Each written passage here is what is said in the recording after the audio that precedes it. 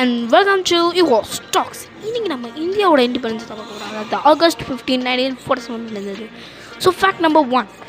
So இந்தியாவில் நடந்த first ஜனநாயக தேர்தலில் சர்தார் வல்லபாய் பட்டேல் தான் ஜெயிச்சிருக்காரு. ஆனால் ஏன் ஜவஹர்லால் நேரு பிரசிடென்ட் ஆனார்னு பிரைம் மினிஸ்டர் ஆனார்னு தெரியுமா? ஏன்னா காந்தி நினச்சதுனால தான் அவர் பிரைம் மினிஸ்டர் ஆகிருக்காரு.